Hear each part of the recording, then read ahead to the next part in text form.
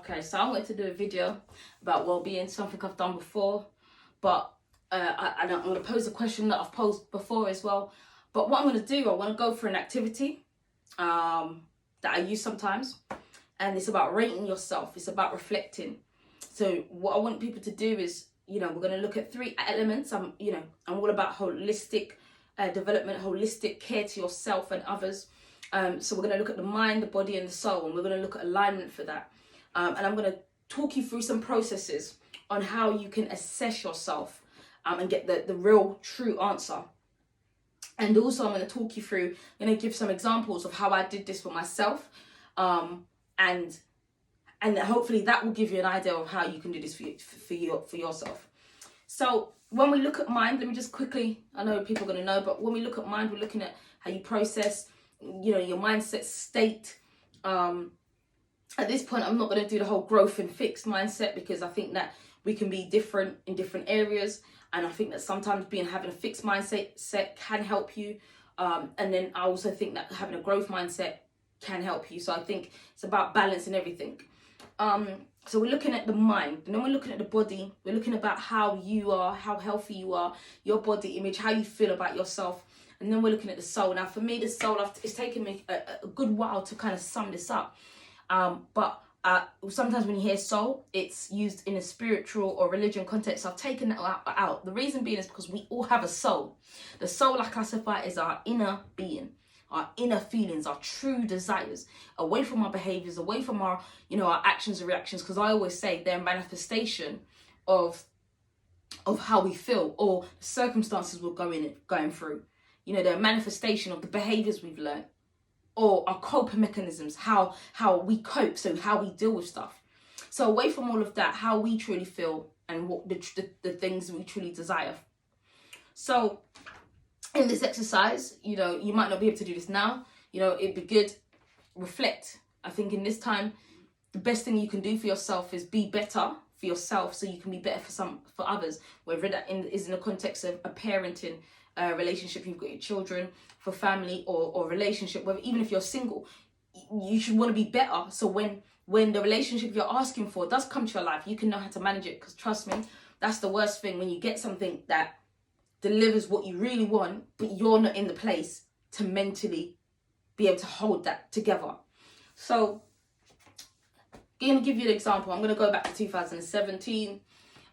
One of the highlights for a changing period in my life.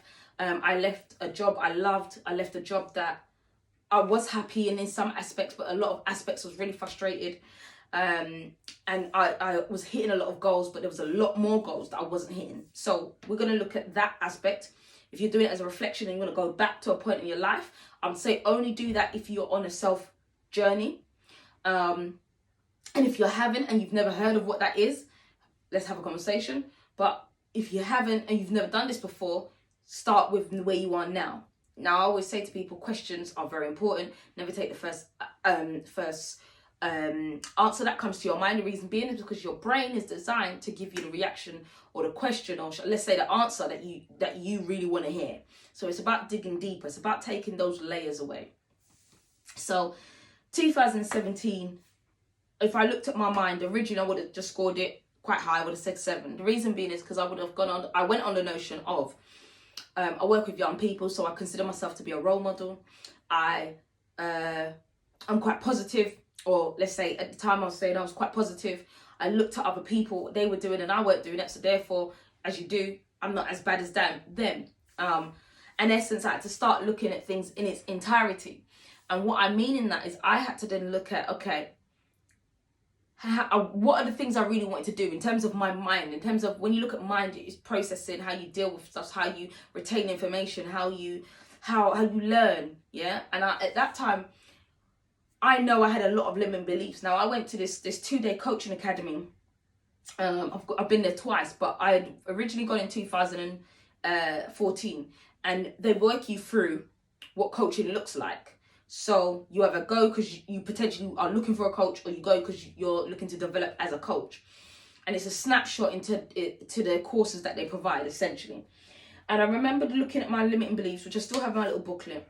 And one of my limiting beliefs was I looked too young. No one's going to take me too serious. Now I'm in my mid-30s. I still look like I'm in school. Now I embrace that. But before that was a real complex for me. Why? Because I've gone into roles and I've gone into jobs where people have, I've seen a panel of 3 and you've put an X on my name and I didn't even know. But I've delivered content that you've given me the job and then you've told me afterwards. But psychologically, what that did to me was added to that limiting belief. I always felt like I had something to prove. I always felt like I had to do something for you to see my worth, to see that I'm substantial enough for not just a promotion that you want to give me, but actually what I truly deserve, what I truly can do.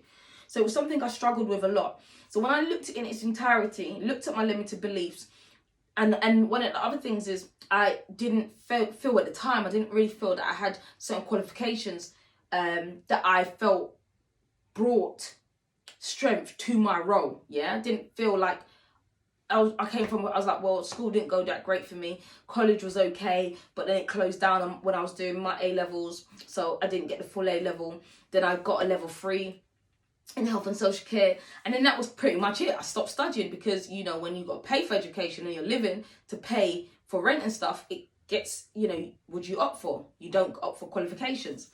So, well, that's not everybody anyway. So when I looked at it in its entirety, that 7 mark, 8 mark actually went down. It went down to about 4. And I didn't hear the term be kind. So when I say it, please, people, be kind to yourself. Because when I looked at it for what it really was, it was hard to deal with. But we're going to get into that in a little bit. Then I got to the body section. Now that straight away, I was like, wow, that's 9. Because I was hitting body goals ever since 26 maybe. My weight has gone up and down for health reasons and all sorts of different reasons. Working patterns or whatever. So I originally I was like 9, I've hit my fitness goals. But here's the truth of it. I then had to look at the last, I chose 5 years. I don't know why, but I chose 5 years.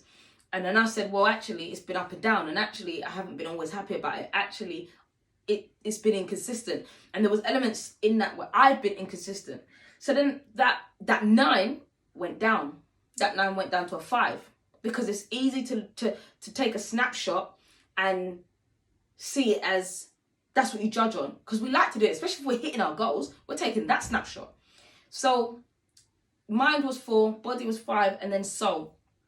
Again, I thought I was quite in tune with my spiritual side. I believe that there's a higher power. So again, that would have been high. And then I had to look about it. I was like, well, what do I actually know about spirituality other than what I think about spirituality? Like, what have I learned about it? And actually I realized, well, I don't, because it's not a subject I learn about. Like, I only know what I've told myself or what someone else has told me. And how do I know that they've learned that? How do I know they haven't done what I've done? So when I looked at that, again, that was quite low and that was a 3. So I weren't really even cutting halfway marks. And now, honestly, I'm going to be honest, that was really difficult for me to deal with. But what I did know was the old way was no longer an option. And that's what I say to people. You know when there's change. People say to me, when did you know there had to be change? I just knew the old way, all of what I was doing wasn't working. And there's a saying, if you always do what you've always done, you'll always have what you've always had. Rewind that if you need to.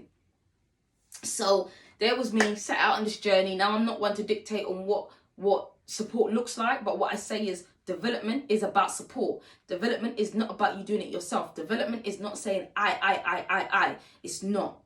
Development is about saying we. Development is about saying, okay, I need somebody else. So whether that's counseling, whether that's therapy, whether that's a coaching, mentoring, whatever that looks like for you. But what I would say, if you want to have a conversation, let's have a conversation. One of the things that I guess I bring to my mentoring is it's very multidisciplinary. It has a multidisciplinary approach. Why? Because I've studied counseling. Why? Because I've studied neuroscience, CBT, and psychology, and I'm still, taking that further. So have a conversation with someone that you believe is genuine. Have a conversation with somebody that you believe that will direct you in the right way in terms of what you fit, what you need, and work out if that relationship is something that can start something that will get you to on the path, the self-journey path that just brings enlightenment and change and growth. So that was how I rated myself. So hopefully that gives you some idea on how you rate yourself. You might not do this in one day. I did this in a period of 6 months, in all honesty. I've learned how to do it quicker, but I did it in 6 months because I had to be honest with myself. I had to not just take the first answer. I didn't have to, I wanted to not say, but I'm meeting my body goals now. No, and then I had to think. So obviously we all work, you know, or busy, or for whatever it is, whether it be with kids, whatever, family, whatever it is. So I had to really take time, and because I hadn't developed the skills of being kind to myself, going through this process, it was a difficult time for me. But being able to be aware, as I say, awareness is key. Being able to be aware of it allowed me to essentially pre-plan my next steps. And that's my question to you lot. What is your next steps? Because I tell people the time, it's very easy to say mindset. It's very easy to talk about growth, development, self-love, self-journey. All of these, it's very easy to talk about these things. But here's what I say. If you've read 1,000 books and you haven't implemented any of the concepts, if you've read 10 books and you've not read the concepts, if you've read one book and you didn't apply the concepts, where's the growth in that? If you've studied and you've got a bachelor's and master's, but you haven't applied the principles and the concepts of whatever it is you learned, where's the growth in that? So it's important that we detach all the things that we have. You know, we detach the money we earn, detach from the cars that we drive, and just look at it in its real, true essence. There's people that drive nice cars. There's people that have money and they're unhappy. They feel lonely, but they've got people around them. Why? Because we've attached certain things, but deep down, we're not asking ourselves those questions, and then we're not saying what's next. Development is about support. So that's my question. I always say to people, mindset growth is all in the implementation of the actions that you apply from the decisions you've made. So when I say what is next, I'm going to say it again. Mindset growth is in the implementation of the actions that you take from the decisions you've made. So really ask yourself, what's next for you? What's next for you in this year? Some people are writing this year off already. Some people wrote off last year. I was very close to doing that. Let me not lie. So I'm going to ask you to ask yourself, what are you aiming for this year? It is not over. What are you aiming for next year? What department do you want to get better at your parenting, at your relationships, in your interactions, at your management, at love, at being really you, at being better within your well-being, at being better within your physical state, at being better at being you, bearing your soul, and not pretending, not letting your actions and your reactions, your manifestations of how you feel take over who you truly are.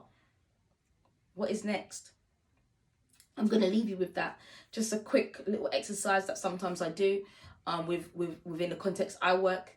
I always say thank you in advance. Let me just say that because I get some messages and it sparks some real good conversations. And I also, the messages where people say, you know, my videos help them. I always say, if I can help one person, if it can reach one person and someone can reach this and take this away and go and do this and implement it, then job done. So I'm sharing because it's caring.